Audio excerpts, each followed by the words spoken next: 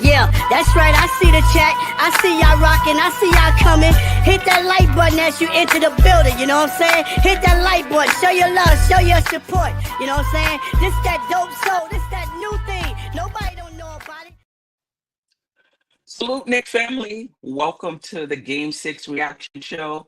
As you can see, I am audio only today, but I did not want to cancel the show. What a performance from the Knicks. I will say this. I'm going to have to get off of the Knicks aren't mentally tough bandwagon. Like, that's going to be the end of it for me. And, it can't be that when you win, you're mentally tough, and when you lose, you're not. It can't be. And I think the hallmark of a mentally tough person or a mentally tough team is how they bounce back when they don't get it done. Right. And you think about the narrative is still being written. I get that. But you think about game 3, game 4, how they went into Detroit and won. It wasn't, you can argue that, they needed incredible shots from Brunson and Towns down the stretch to win the game.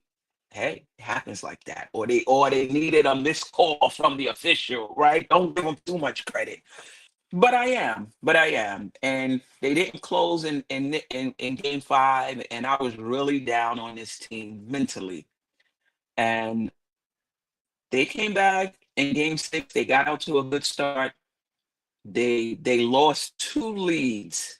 They were down 7, I want to say a little over 2 minutes, maybe a little under 3 minutes, and they found a way to win this game. So for me, the mentally tough narrative has been closed. You're not going to hear that from me anymore. But we'll get more into it. Geoff, let me tell you about Geoff before I get to Geoff. We're all in the chat. When the Knicks go down, Geoff goes down. Series over. This is it. We're losing in 7. Then the Knicks win. Oh my goodness! Did you see that? I've been looking at that Brunson game winner over and over and over again. So you talk about a fan that's up and down with the Knicks. That is Geoff. Geoff, my brother, how are you? And well, if I knew that all it was going to take was to declare the series over for the Knicks to play well again, I'd have done it in the in the start of the fourth quarter. Right. Oh, what a roller coaster! But before anything, I do want to start off and just give a salute to 8 Mile. I thought the Pistons played a great series. It was super competitive. They left it all out on the floor. They were really good. They're an up and coming team, and Cade is on his way. And this was a very good defensive team. And the name of the game is survive and advance. You find a way. And we said at the beginning of the series that the difference between the two teams was that we had a Jalen Brunson and they didn't. And guess what? We have a Jalen Brunson and they don't. I am definitely a nutcase during games, as Jarrell's properly said. Let me put that up on the screen because I think that's worth showing here. I definitely get way too emotional during the game. That's why I'm glad we do these shows in the morning, because my takes would be completely out of bounds and out of balance right after the game. I don't know how people do that. My PTSD is strong, but Jalen Brunson is stronger, man. What a unbelievable 8 points down the stretch, down 7 after being up. Like, they were 28-9 at one point in the fourth quarter, and then 11-1 run to close it out. That's just incredible. And I couldn't be happier for this fan base. I couldn't be happier for this team. Look, it's a strange thing, but the 4 remaining teams in the East are the same 4 remaining teams that were there last year. So they're just different matchups this time around. We get Boston instead of the Pacers. But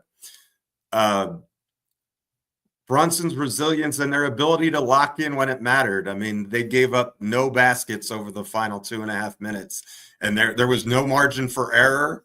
And Towns fouled out, and they found a way. I mean, you have to give the Knicks some credit for that. Even you can be disappointed with other things, the bench being chief among them, and I think we'll get into that more as we go along. But you have to admire the stamina and the willpower of just one of the most special players you're ever going to see in Jalen Brunson. Do not take this for granted, Knicks fans. This is not something that happens every day.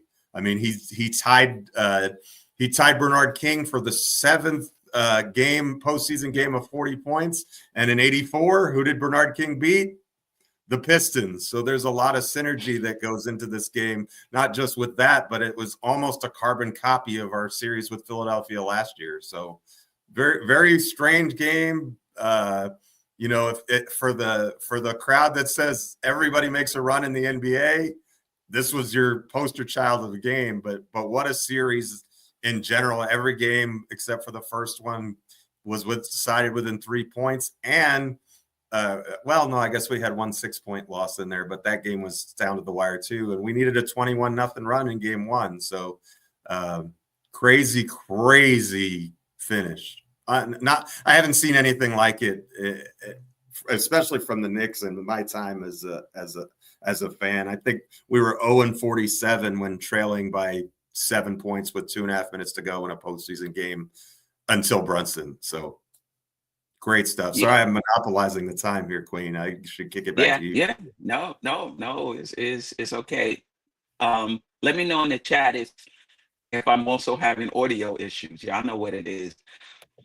You know, I talk about this all the time. Well, at least in this series, when you're playing on the road, the most important thing is to get off to a good start. You don't want to dig a hole when you're on the road, to start the game. And to the Knicks' credit, game 3, game 4, game 6, they did not do that. They got out to a really good start, kept the crowd out the game. Detroit was the one who had to work themselves back into the game, and they had to do that, twice. So we talked about the Knicks coming out with urgency, understanding the moment, and in those 3 games on the road, I felt that they did. You know, they understood we cannot allow this team to get out to a good start. Like, we have to be on it, and it definitely was. They were. And the third quarter, I want to mention that third quarter. Fourth quarter was another story, but you know, in the third quarter, you see them out there looking like a high school basketball team, right before the third quarter with the layup lines, you know. But you know, big respect to Bridges, who brought that up. And, you know, that the team agreed, you know, and you saw them out there with a layup line, you know. So to me, that just shows how much they, you know, respect each other and listen to each other. And the Knicks had their best third quarter in this series. Now, fourth quarter was something else, but they had a really, really good third quarter. What do you think Detroit did to get back in this game? Do you think it was them also just understanding the urgency and turning it up? Do you think the Knicks let down a little bit? A little bit of both, rushing shots. What do you think about Detroit getting back into this game twice, in the second quarter and the fourth? I actually think it started when Hart picked up his 5th foul.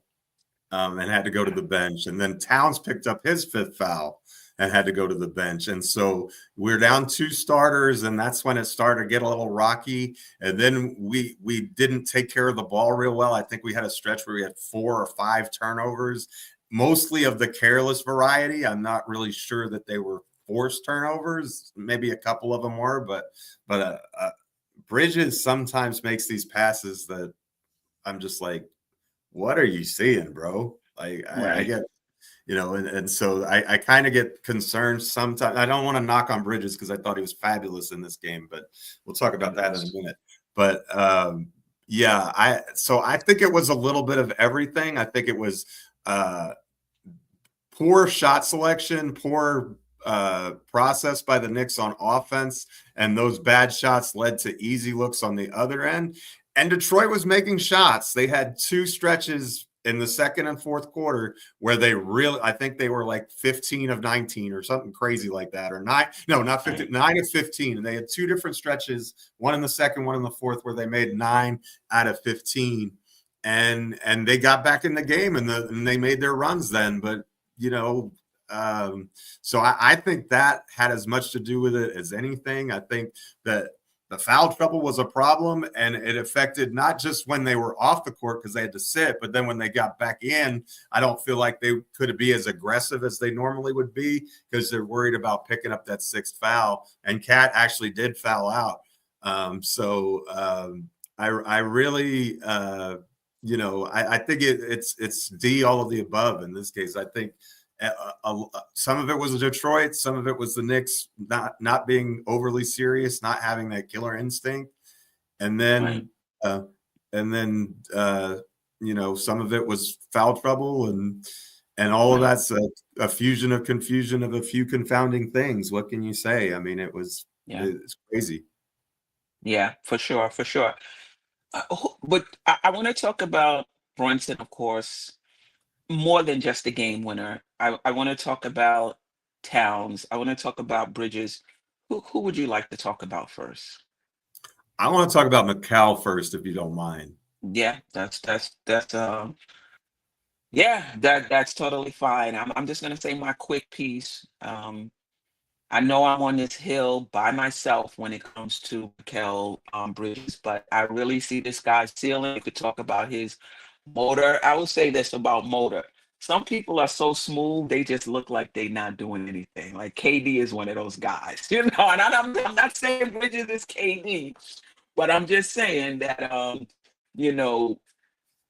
Bridges might be out there looking like he's not doing anything, but I think every game he puts it out defensively. He doesn't always shoot well. Stays confident in his shot. And last night he put both of them together. Didn't shoot great from 3, but 25 points, 4 rebounds, 3 assists, a block, shot 68.6% from the field, went to the line a few times, hit all of his free throws, only 25% from again from the 3-point line. But he was on one last night. And in the playoffs, you need timely shots. You need timely stops. And this guy, no matter, this wasn't an example of it, but just in general, no matter how bad he's shooting, it doesn't affect him on the defensive end, and it doesn't affect the next shot. If he's open, he's going to take it. And that putback was huge for us. Just him being around the basket, him looking for that opportunity. He's not a great rebounder, but I think his rebounding has been much better in this series than it's been in the season. The 2 3-pointers in game, I think it was 4 to put us back in the game. Too little, too late. But the shot he hit in game 5, followed by OG shot. Listen, is he perfect? No. And I think if you're judging him by 5 first-round picks, unless you're Luka, you're gonna always be caught on the short end of the stick with that comparison, right? But taking those picks aside, I don't even think Bridges has scratched the surface of what he is going to be for this team. Hopefully in the offseason, Thibodeau and the rest of the coaching staff get it together and figure out a way to use his talents much more than they have. Put him on the ball more, run Brunson off the ball more. But I mean, that's a story hopefully for the next series. But let's talk about that. Bridges, I thought, was really, really good. Really, really good for us last night. And if you didn't turn the TV off and you listen to the post game, what did he say? He said, "We built for this shit. He We did. built for it." You know, and as Knicks fans, we may question their mental fortitude or whatever, but they're not questioning themselves. He said, "We are." And if you look at the course of this series, that played out. Geoff, thoughts on Mikal Bridges last night? Well, you hit the nail on the head. The 11 of 16 from the field is phenomenal. In fact, I think in the series he shot 48% from the field overall and 32% from three. If he can get that 3-point percentage up just a little bit more, I don't think anybody would have a problem. I look at him though, and I don't think he sets his feet right when he gets a lot of those threes. And I think that's a lot of the reason for his trouble. He seems like he's rushing it, and he's so worried about getting it up quick that he doesn't set his feet and just let it fly. But he has such a great balance and rhythm inside the arc. I mean, he makes some terrific shots, and you knew it was going to be a good Bridges game right away because he made 2 or 3 layups in the first quarter. He had 8 points in the first quarter, and he and Brunson just had it going like it was Villanova time again. And then probably my favorite thing about him in the game, though, was his ability to slip screens, fight through, and stay on his man. That was something I thought was really lacking from him in the beginning of the season, especially. And these last few games and this playoff series, I think he's done a stellar job at that. And taking on the challenge when he had to switch on Cade, I said at the beginning of the series, because JJ rightly pointed out that OG was doing such a good job on him, I said, we need someone else to be able to switch on that because otherwise they're just going to be able to pick OG off. Well, when you can switch OG and Mikal, all of a sudden you have versatility and you can have better lineup versatility because you're not forced to play both of those guys the entire time when Cunningham is on the floor. So great performance by him. I'm so happy for him because he has been the scapegoat for most of the season, I think, because, I'm guilty of being the one to say I think we gave up way too much for him. But we've said all year too that Brunson needs a 1B, and last night that wasn't Towns. Last night that was Bridges. And really, it was 1B and 1C because OG Anunoby had a nice night on offense as well. But really stellar performance from Mikal. He did make some bad passes in there, but I really was happy with his performance overall. Yeah, for sure. I mean, the best is yet to come, in my opinion, for Mikal Bridges. Let's see the best for last. Let's talk about Towns' underwhelming performance. You could say, well, he only got 14 shots, and that's why his performance was underwhelming. He did have 15 rebounds, 2 assists, only 40% from the field, 66.7% from the free throw line, and only took 1 3-pointer. Ajay was all in an uproar last night because he only took, one 3-pointer. He didn't look to be his aggressive self on the offensive end. You can argue that Brunson made it his business to establish himself to start the game. Did that have something to do with it? Brunson took 33 shots, so maybe Towns didn't have an opportunity to get into rhythm. Maybe he didn't show himself. He wasn't aggressive enough. Maybe Harris took him out of the game. Your thoughts on Towns? Well, from a scoring standpoint, very frustrating game from him. I didn't think his process was good. He was very passive, and I just didn't like what I saw. But he got us some huge rebounds. Even during that stretch before he fouled out, he had a key board. So we don't win the game without what Towns did for us. And the offense was a little bit of a head scratcher, but we didn't go to him a ton, but he didn't really. I think that's kind of his personality, though. If you look at last season and in previous seasons in Minnesota, when he was in the postseason, he would have that criticism sometimes too, that he would quote unquote disappear at times during big games. And, I think that was certainly the case last night. I don't know what the reason for it was, but I do know that we need much more from him if we're going to compete in the next series. Very frustrating night from Towns, to be honest. And it's, it's one of those things. If he's not scoring and not soaking up a lot of usage on the offensive end, he's really tough to play in the playoffs because he doesn't defend at a high level.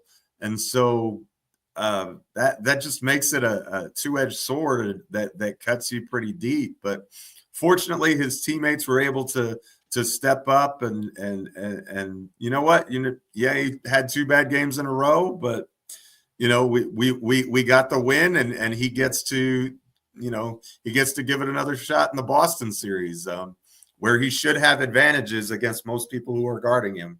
So I don't think it's time to give up on Towns. Did he have a frustrating performance? Absolutely. Is he going to have other frustrating performances in this postseason? I would almost guarantee it. I just think that's who he is. And if you think that doesn't make him worth $50 million or whatever you want to say, that's fine. But, you gotta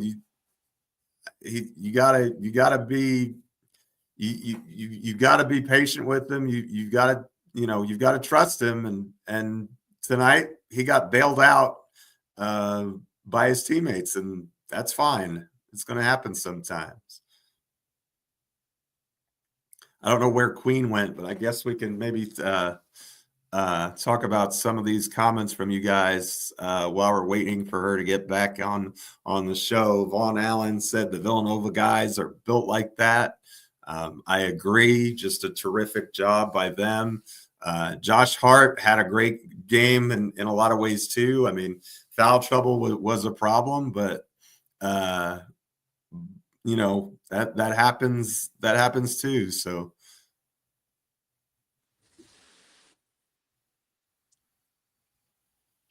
All right. And she's back. Yeah.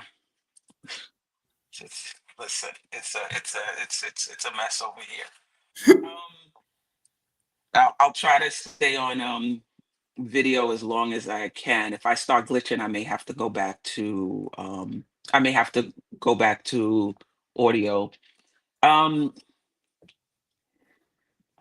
How much of his struggles do you think was the fact that Brunson started the game establishing himself? And I'm not passing any judgment on Jalen Brunson. He came out, I think he understood how important getting off to a good start was.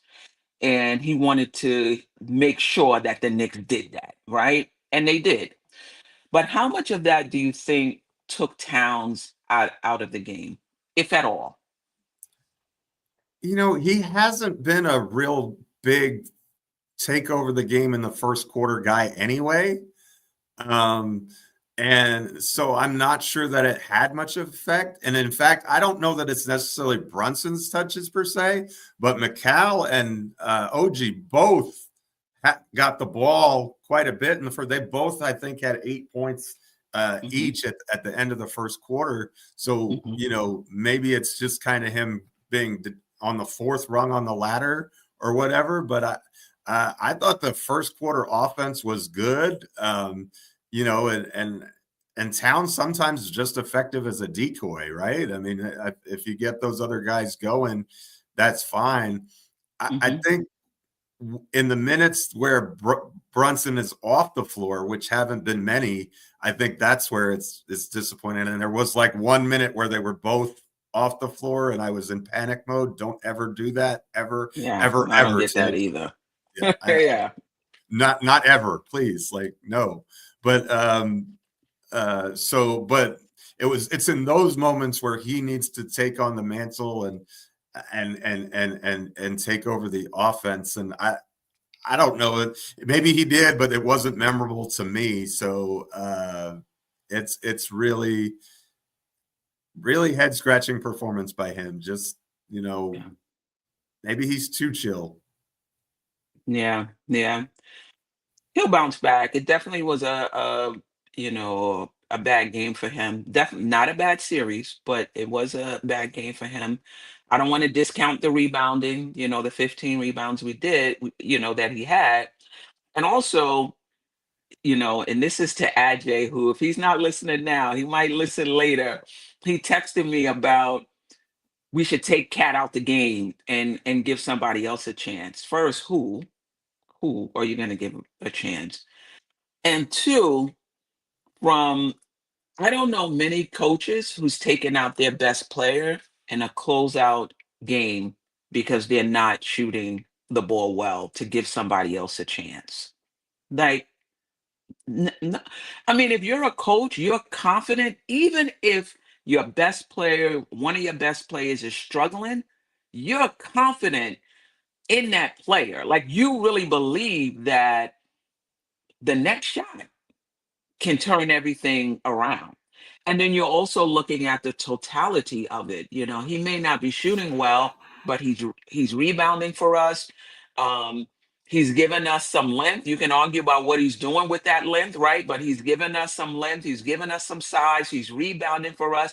They have to account for him. You can't load up on Brunson as much when Cat is in the game. So even if he's not shooting well, he's bringing other things to to the game. But overall, he needs to be better, and overall, I think he will. He will be better. Let me get to the super chat if you don't Sure, mind. absolutely. So it kind of goes back to what we were talking about with Mikal. Thank you, Jason Benjamin, for the $5. We appreciate you rocking with us as always. He said the praise for Bridges needs to be as loud as the criticism he receives. The tip in, the dunk on Cade. Yeah, I didn't mention that. Good spot there, Yep. Jason. I appreciate that. In my opinion, second best player last night. Go Knicks. Yeah, it's either him No or doubt. OG for sure. Yeah, He was fantastic. he was fantastic. Bridges was funny. Yeah, and I agree.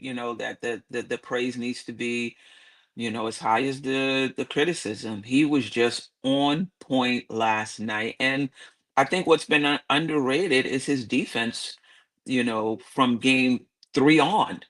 His defense has been really, really good. Like, we've been able to, when you have two players that can play Cade, it just increases your flexibility. It takes a lot of, pressure off of OG to do it possession in and possession out for 6 games, which it turned out to be. So Bridges has been good. I've always been high on Bridges. I'm on this hill by myself. He's yet to scratch his ceiling, the surface of what he is going to be for the Knicks as a two-way player with a lot of confidence. This guy is very to hit the shots that he's hit in those big moments.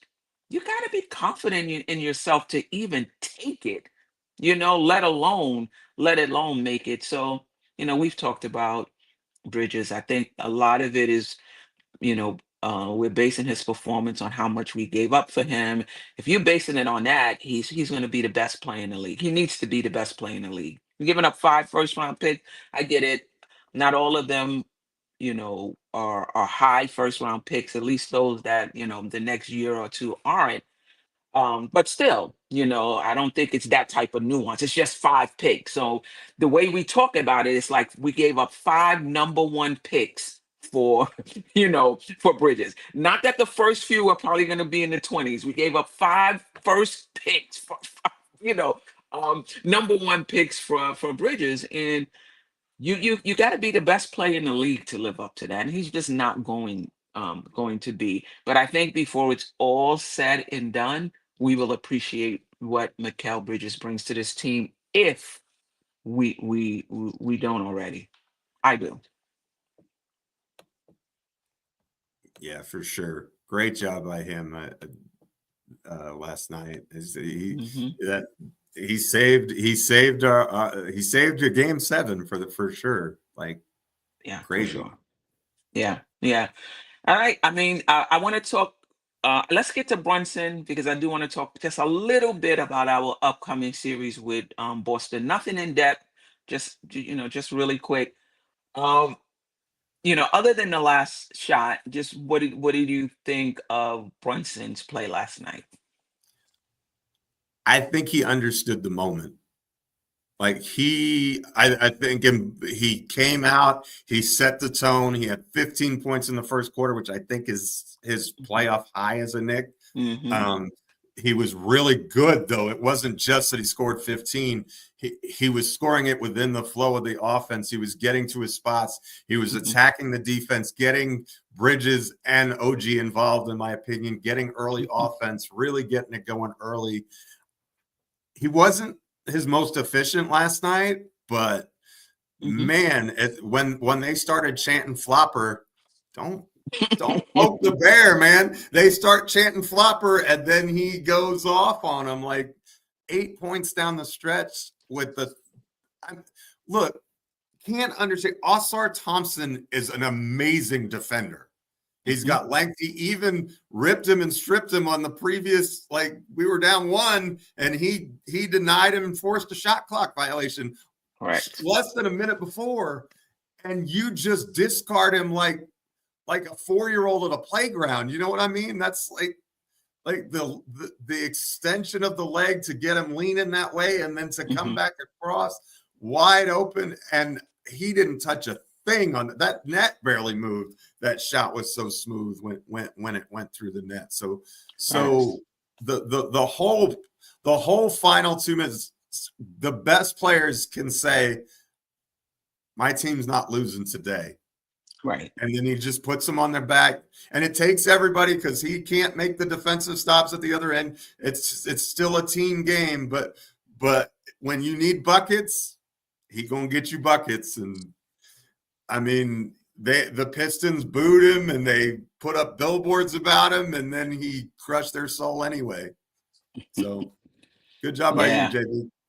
Yeah, I think I got a slightly different take. I listen, I thought the way he came out in that first quarter was necessary to set the tone. And I agree with you. He understood the moment. We cannot get down to start this game and have to work our way back in it. And if I have anything to do with it, that's not going to happen. 15 points in the first quarter. I though watching the game though, I thought it was too Brunson centric. We pulled it out. Don't get me wrong, we pulled it out, but I just felt like, and I think, and this may just be how the Knicks have been playing, but I was able to see it last night. I just feel like we play like Brunson is the only person on the team. It's Brunson has to create for himself. Brunson has to create for others. And everybody is just waiting, for Brunson to get their touches. When I just feel like there's other things, we can do. And I get it. You can argue that, yeah, Steph, you might be right. But last night, wasn't the time for that. And I get it. I just don't think that's something that's going to work going forward. And you can argue that's one of the reasons why we kind of struggled in this series, just kind of not taking advantage of all of the things we can do offensively. But the main point is Brunson is that dude, and he's been that dude for us since he's gotten here. 40 points in a playoff game and the game winner against someone who I think he was 2 of 10 against, or 2 of 8 against, or something like that. Like, he did not score well. And shout out to, Bickerstaff, as Bill Pito said, with the emphasis on Bicker, for taking for taking for taking Asar Thompson out the game with like 4 minutes or 3 minutes. Whenever he did it, I'm like, oh, whew, thank you. Because that really, to me, listen, the Knicks could have gotten back in that game anyway, but that didn't hurt that he went to the bench for a minute, or you know or whatever, whatever it was. And that last play, the space that he was able to create, shout out to Bridges with the fake screen, or they call it a ghost screen, that kind of maybe had saw leaning a little bit, expecting the screen, and Brunson just took advantage of it. And he said in a press conference he didn't want to take the shot that early, but he got so much space that he had to take that shot. And with the length of Asar, you don't even want to take chances with another dribble into the key that he can get back into the picture. I mean, that's how good a defender this kid is. This guy, this man is. And Brunson got the space, pulled up, and like you said, nothing but net. Yes, Jeff.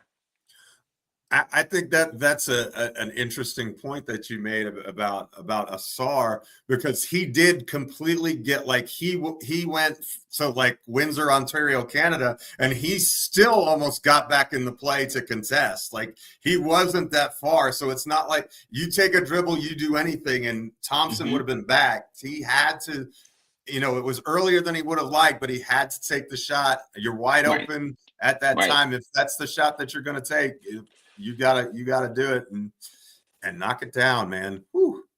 Yeah, great. and he did it. And listen, it's hard to win in the playoffs if you don't have a superstar. And I know there's some still out there arguing whether or not Brunson is a superstar. To me, he is. It's hard to win in the playoffs without that guy, because it bogs their points in the playoff game, even in the regular season, but particularly in the playoff, where things just bog down. And you just need somebody that can get you a bucket and can come up clutch.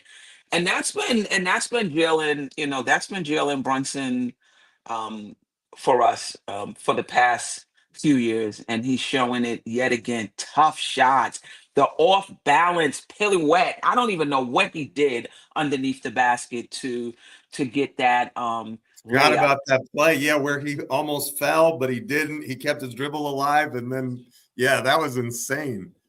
Yeah, yeah. But you could tell his mentality. We are not going to lose. I'm going to do everything I can in my power to ensure that we win this game, or put us in the best position to win. And so that first quarter and that fourth quarter, uh, there's no arguing. If you want to nitpick and say he shoots too much, you can't. Okay, fine, but you can't say anything about that first quarter establishing what this is going to be, and then the fourth quarter closing, um, closing that game. He's he's phenomenal. He's been phenomenal, for us. Um, I don't want to leave. I want to talk about Boston, but I don't want to leave this segment without giving some love to OG Anunoby, who last night in this series has been really, really good for us on both sides, both sides of the ball, hitting the open threes, bully ball when he gets when he gets an opportunity to go to the rim. Just like, I'm like, what is he? How is he even? He's just been really, really, really good for us. Underrated, I think, because we've just come to expect that from him. The block, anyway, just your thoughts on OG. Yeah, I thought he was the unsung hero of last night.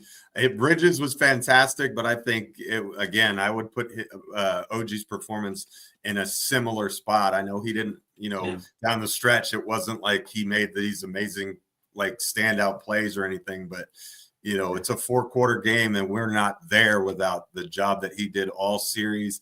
He and Mikal really made it tough on Cade Cunningham the entire series except for game 2, I think.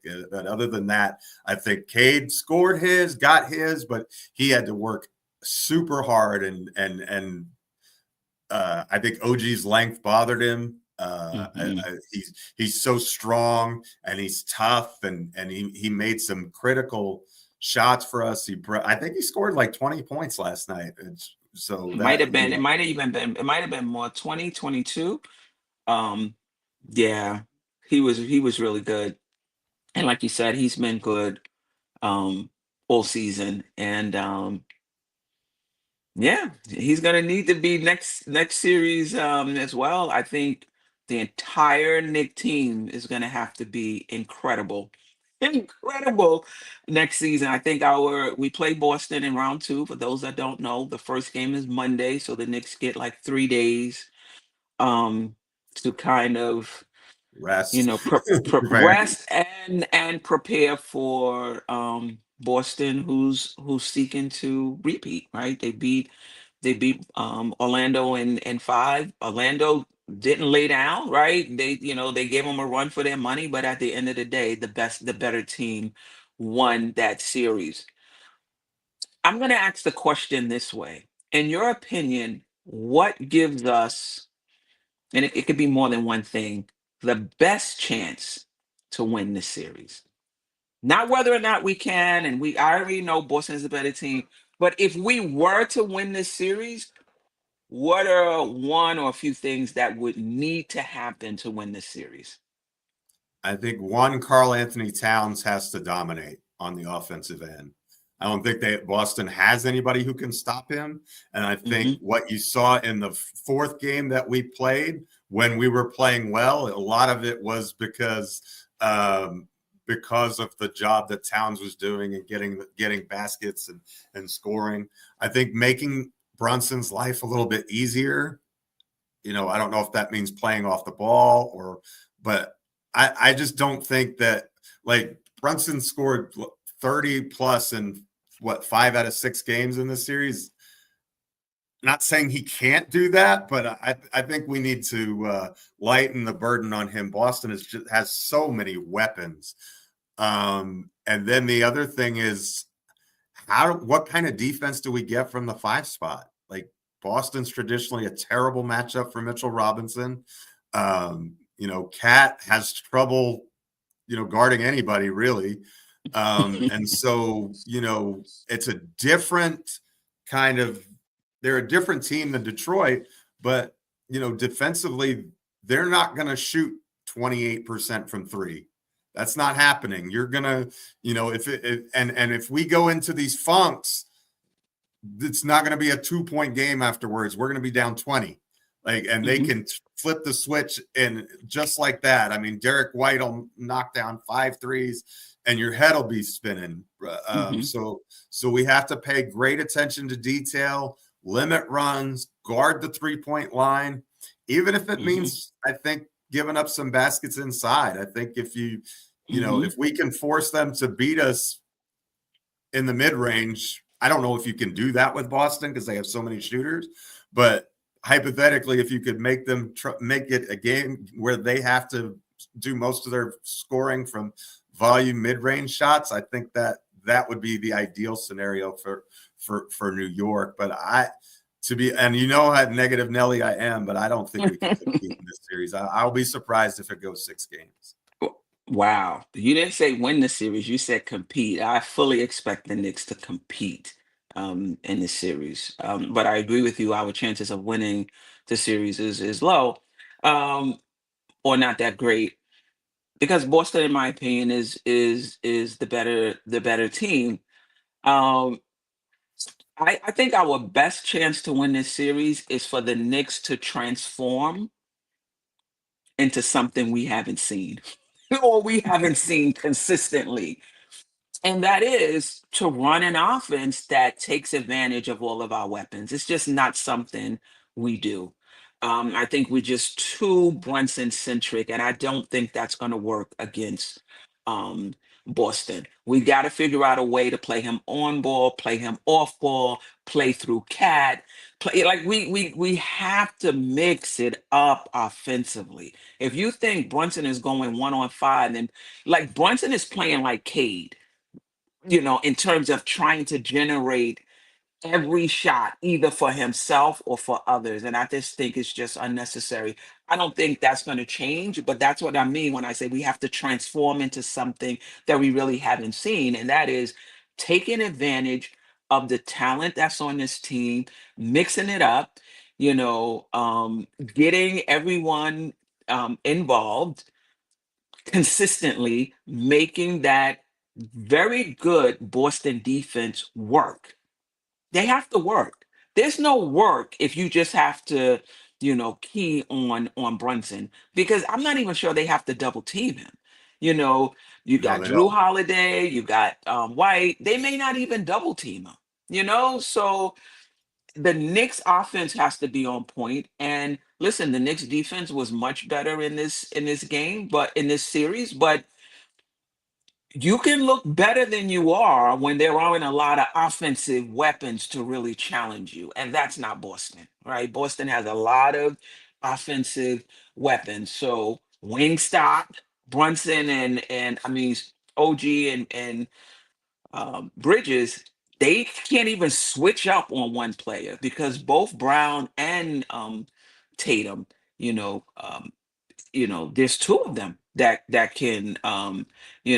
can that can create, to your point about Porzingis and Horford, stretching that defense, stretching our defense. um they're going to have to. I'm not sure who's going to guard. Like, Cat can guard in space. Like, he's not terrible guarding in space, but the commitment he has to have to get out on Porzingis, that's it. It's more. It's not even whether or not he can move his feet. To me, it's not even that. The commitment to wherever he is, that's where you're going to be. That leaves the backside.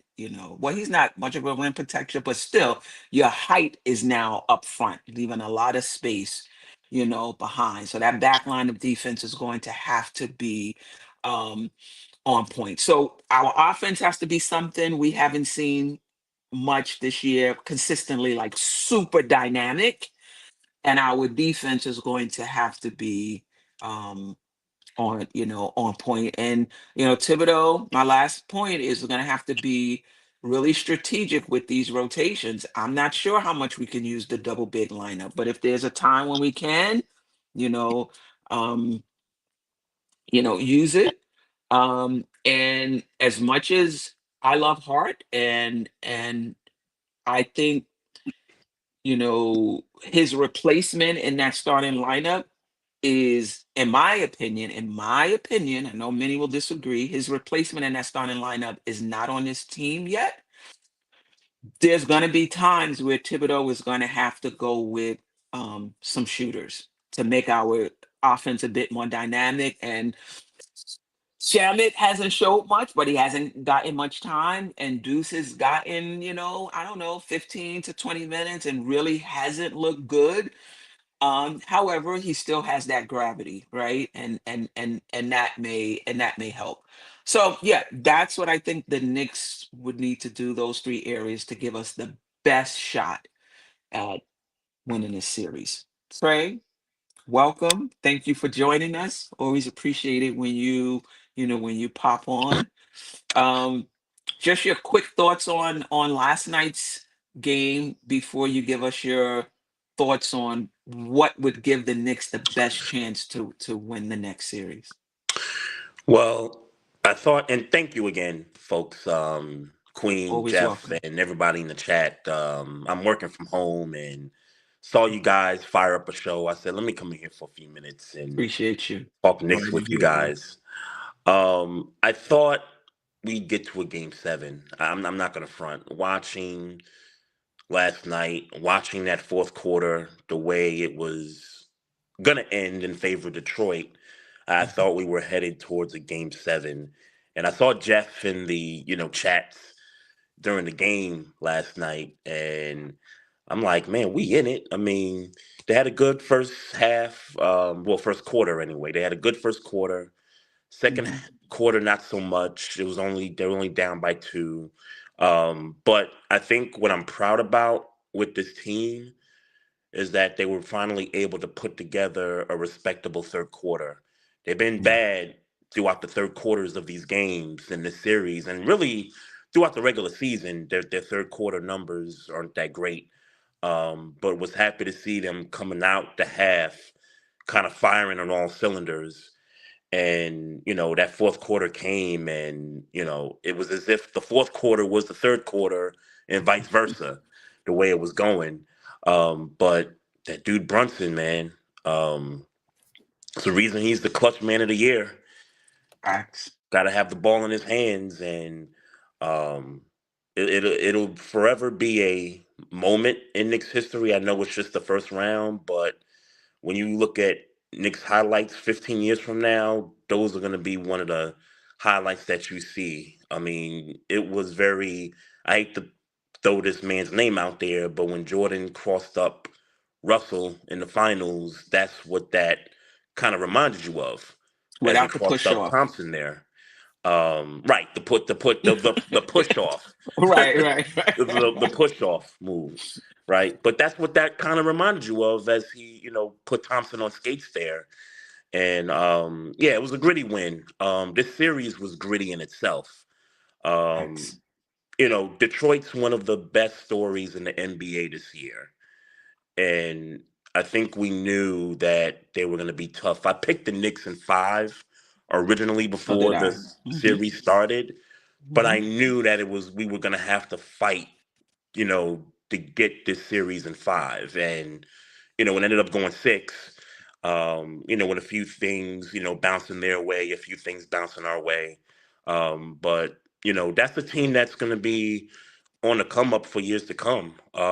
Detroit is one of those true basketball cities. Like they got a great fan base. They got history, so it's nice to see them kind of back in the fold.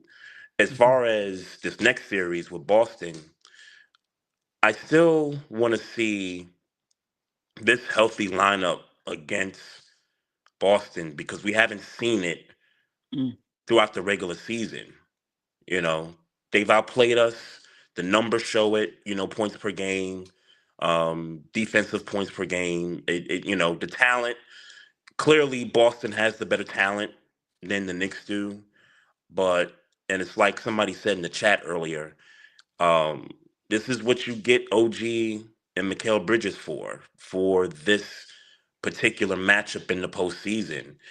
And then when I look at their numbers, like regular season, I'm talking OG and Mikal, their numbers weren't that great offensively versus Boston. I think that has to be like the X factor if we're gonna have a real opportunity to win this series. Is if one of those two guys or both of those guys offensively shows up consistently. Like the Mikal we saw last night, giving you 25 points. I need to see that Mikal throughout this series coming up. And if we can get that, we're definitely going to put ourselves in a position to be not only more competitive, but I think in general the series is going to be competitive with Boston. But I think in terms of legitimately, winning games in this series, I think this is going to be a more competitive series. I think the Knicks will at least push this to a game 6. Um, I think having Mitch now, a healthy Mitchell Robinson, whether they start him in the lineup at some point or whether he continues to come off the bench, I think is going to be some help. I think the fact that against Detroit, we were kind of going 9 deep, but, Shamit's minutes have kind of been restricted a little bit. I think this is going to be a series where Tibbs is going to have to really dig deep on that bench.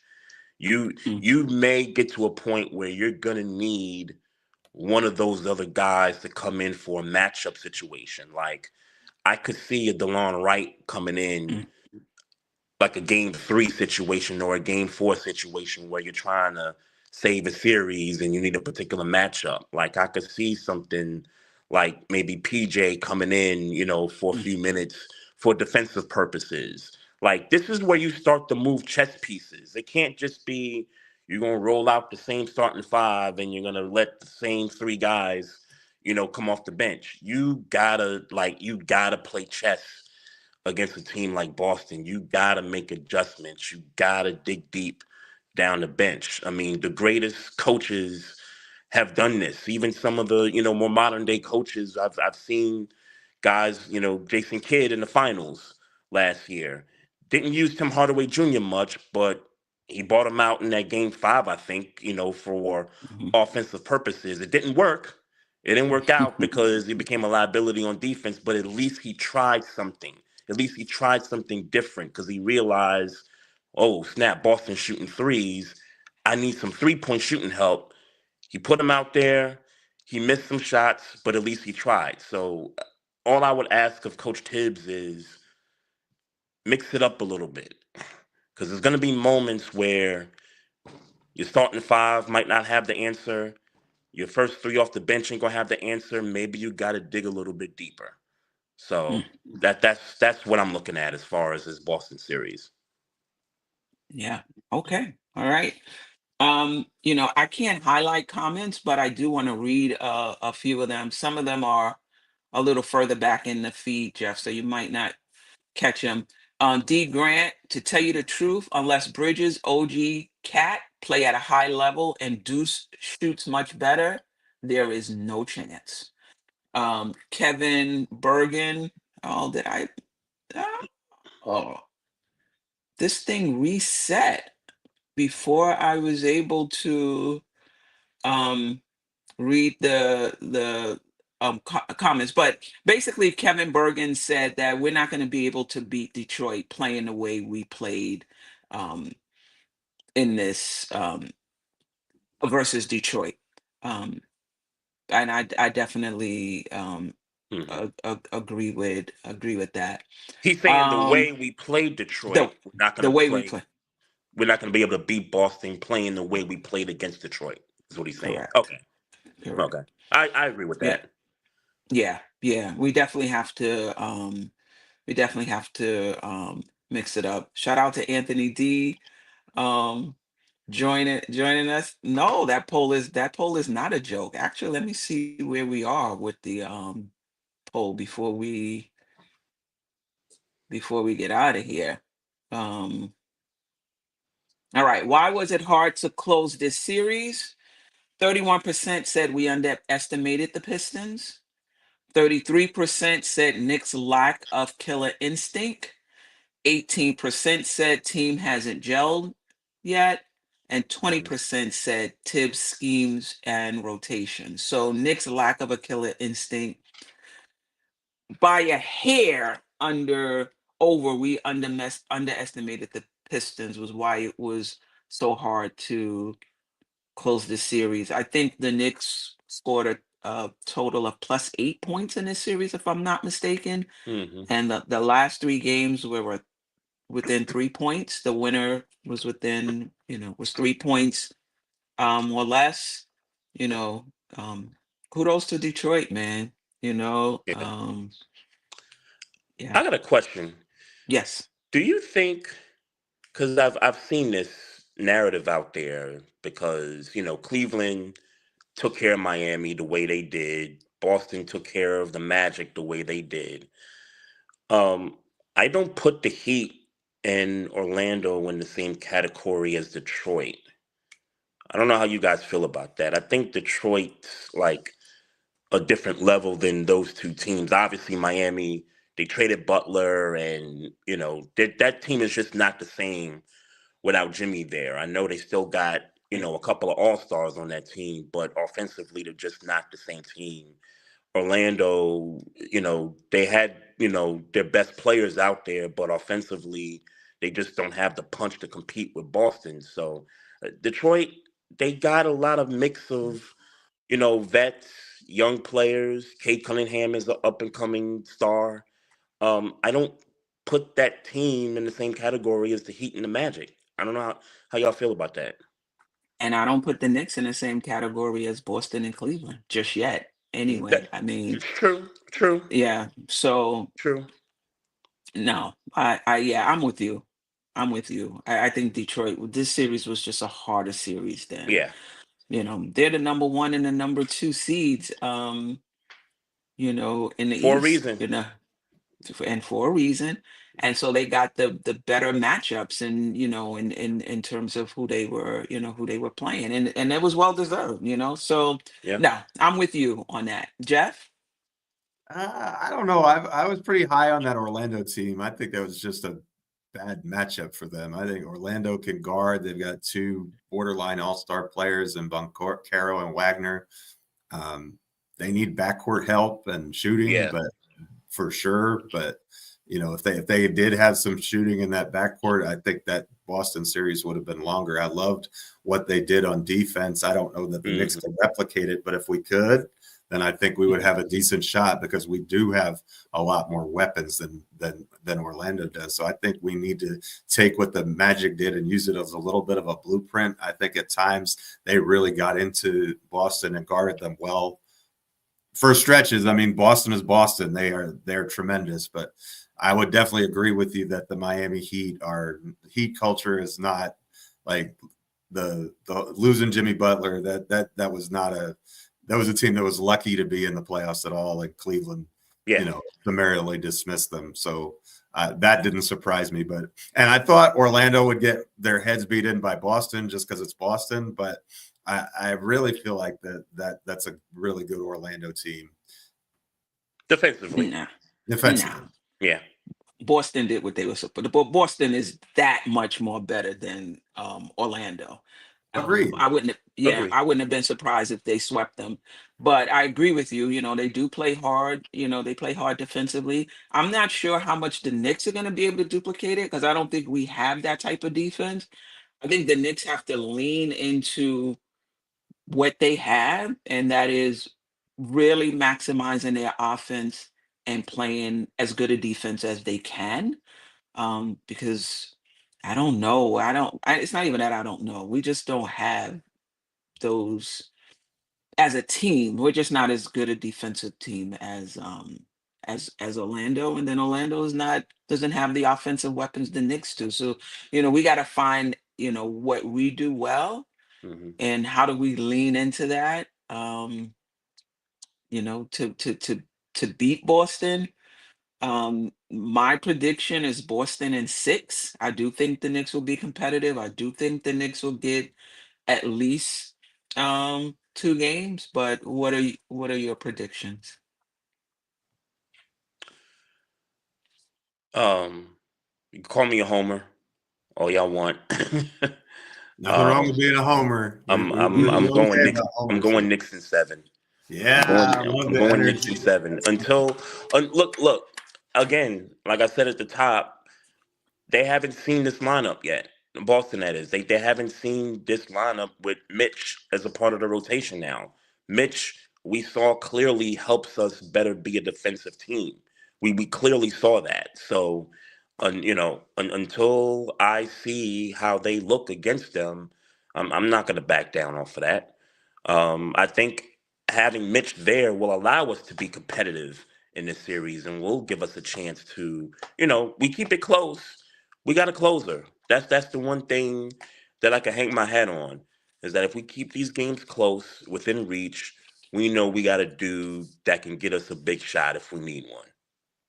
Do you think, though, this is a Mitch series, given the fact that he would have to defend, he would have to defend out in space, and then defensively, they're already a really good defensive team, and they can basically cheat off of Mitch and make it even more difficult for Cat. I mean, not for Cat, for Mitch. Brunson. Right, yeah, I'm sorry, yeah, for Brunson. Yeah, Mitch, they're going to have him on an island. Especially Porzingis, because Porzingis will definitely live out on the perimeter, and that's going to draw Mitch away from the basket. And mitigating his rim protection. Right. So I hear you there. I think on the flip side of it is that Cat can focus on one thing. He don't have to be the defensive stopper if he was playing the 5. You know what I'm saying? Mm-hmm. He could just focus on being the 4, focus on getting your shots. You could live on the perimeter, take your 3-point shots. If you want to play down low, you could do that at times. I know that's not his strength, but it'll just be one less thing Cat has to worry about. I don't know if that's our best lineup. We'll see. Cat gonna have to step it up because they put a small on Cat, and so Cat may have to be in the post a little bit. You know, a bit more. They guard him with Drew Holiday. They don't Yeah. even put their centers on Cat. They're guarding them with him with smalls, and I think Cat's gonna have to eat that lineup up and Yeah. force them to have to put a big on him. Force um them to do it. But yeah, it's going to be interesting to see how Mitchell Robinson is deployed because you want to get the benefits from him and then mitigate, what he doesn't do well and how it impacts the offense. So, yeah, it's going to be interesting to see how that plays out. This may be a Precious series. We may see, a bit more of Precious just because of his ability to switch out and to play the bigs, in space. You don't have to worry about, he gives up height for sure, but I don't think we have to worry about Porzingis posting him up. They may go to that once or twice, but that's not, Yeah. really what they do. So we might see more Precious in this series. And before I hand it over to Jeff, I go back to Wally Zerbiak, and he said, listen, every series is different. He said there was one series he didn't play at all, not 1 minute in one game in the series. And then the next series he was playing all the time, So, let's see. Jeff, Boston in 3. I do. I don't think we're going to get blown out in every game. That's not what I'm saying. But Boston is not scared to play this New York team. They look at Not the at Knicks all. and they're like barbecue chicken to them. They swept us 4 games this year. They won 3 out of 4 last year. They're not intimidated. They're not worried. They're just it's just like the Orlando Magic. That's how they look at us. And I think we can take a game, possibly 2. I would think it's going to be Boston in 5. I'll be disappointed if we get swept, but I think the key is we're not getting any production from our bench. Our bench was awful in that last game. I mean, just terrible. And look, Boston maybe doesn't have a deep bench either, but I mean, we've got to be able to get something, whether it's Deuce or Shamet or Precious. I actually like your idea of maybe playing Precious a few minutes because I don't, as you said, they're not going to go inside a bunch. And if you have Porzingis inside posting up, I think that's almost a win. Not to say that he can't score there, but that's not really, he much prefers to roam on the perimeter. And so if you're forcing him to do something else, I think that works to the Knicks' advantage on paper. But Boston's a super talented team with championship experience. And the maddening part about this Knicks team, I see us having stretches where we look like the better team, but can we put that together for 48 minutes once? Like, we haven't had a 48-minute game yet. And to expect to do that against a team like Boston, who's every bit the defenders that the Pistons are, with about 5 times the offense. So you're going to have to put together a 48-minute game, which we haven't done yet. And then to win the series, you got to do that 4 times. I look, nothing would please me more than to beat Boston. The name of my page on the Happily Ever Clapter Sports blog is I hate the Boston Celtics. Like, nothing would please me more. Like, I can't stand them. I wish every quarter was a game so they could lose 4 times as much. Like, I do not like them at all. But, I have to be realistic with what I see on the floor. And yes, I think that you're correct, Queen, that the games, I think, will be competitive. I don't think we'll see 40-point runaways like we did, in the first couple of matchups, but there's a huge gap between not getting run off the floor and going out and actually winning the game. So, I hope I'm wrong. I've been wrong before. I'll be wrong again. But that's how I see it. You definitely was wrong last night. Hey, Oh I my love goodness. that kind of wrong, Trey. I'll take that every time. If that's all it takes. Yeah. And I think this first series for the Knicks, I mean, listen, there was questions about whether or not the Knicks can be a physical team. And in this series, Detroit came with the physicality first. Don't get me wrong, but the Knicks were able to match it. And I do think playing in this hard-fought series is one thing to understand the playoffs, and this is how it's going to be. It's another thing to be in a knockdown, drag-out series, and you can argue whether it should have been that way. That I believe is going to bode well for the Knicks in terms of physicality. You're going to have to be a physical, a physical team.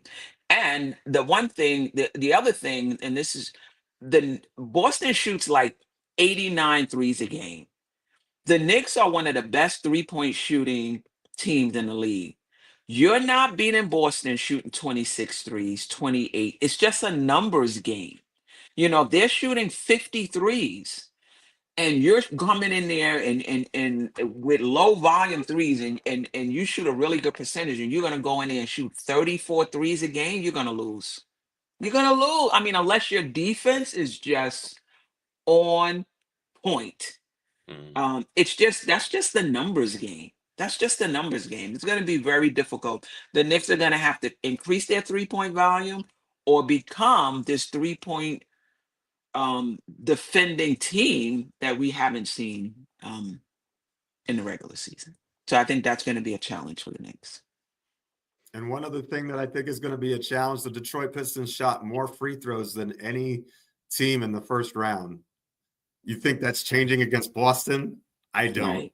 I think those numbers are going to be really high again, because if we're fouling the Pistons players like crazy, what are we going to do when we have players who are actually offensively competent, with apologies to Kate Cunningham?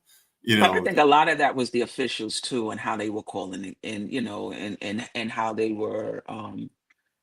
I expect to see more of the same when it's the Celtics, though. I expect more of the same. We shall see. Any last words?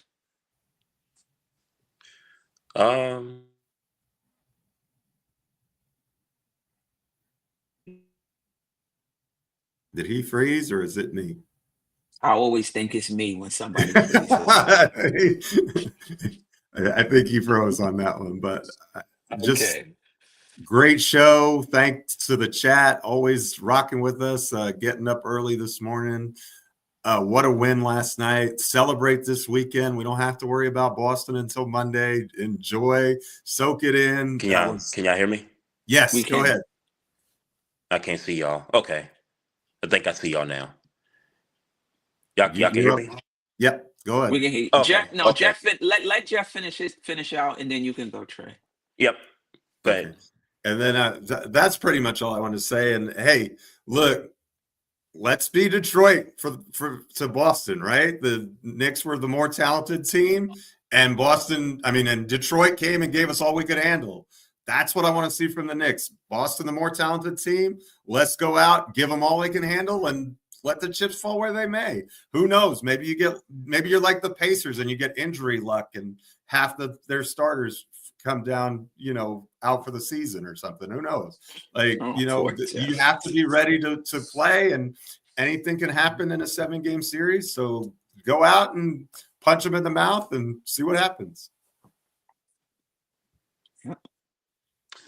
Yeah, I definitely don't want to wish injuries on anybody. Not saying that you're doing that, Jeff, but I would much rather see a fully healthy squad. This way the narrative won't be, oh, we played an injured, team, but they're going to put who's available to them in front of us. So, that's what it's going to be. But like I was saying before I lost signal, I'm just happy that they were able to get out this series with enough time to rest. They can rest today, tomorrow, and Sunday, and then get ready for Monday night. So they'll have 3 days of rest. They'll probably fly to Boston, Sunday, something like that, and then, get a practice in before the game. So I'm happy for that front, and I'm looking forward to Monday.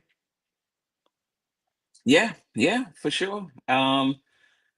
I like that. Jeff, can we be the Detroit to Boston? Though I don't think the talent disparity between the Knicks and Boston is um, as large as between Detroit and New York. But I do get your point. Um, but I also think, other than the talent, they're just a well-oiled machine at this point. Just how they've played, how many years they've played together. But I expect the Knicks to show up in this series. I expect the Knicks to be more than competitive in this series.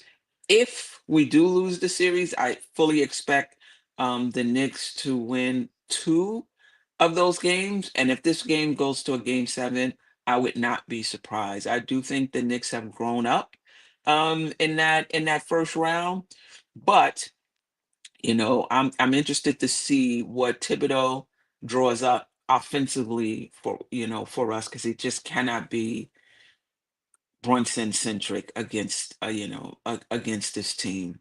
They have to move the ball. They have to get OG and Bridges involved in the Yep, offense. Get them yep, going early. Instill the confidence in them. right, Because once they start hitting them first few shots, then I think we're gonna be fine. yeah.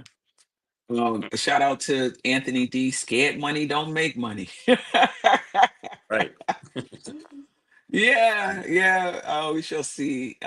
A shout out to the chat, and I appreciate your patience with my audio issues. I was on Wi-Fi instead of being on cellular, so that's why it was a hot mess to start. But I appreciate you, just hanging in there, you know, with me. My internet hasn't been the greatest these past few weeks where I am, but I just need to be here for now. Jeff, Trey, I appreciate you. Monday I'll be on the Queen's Court.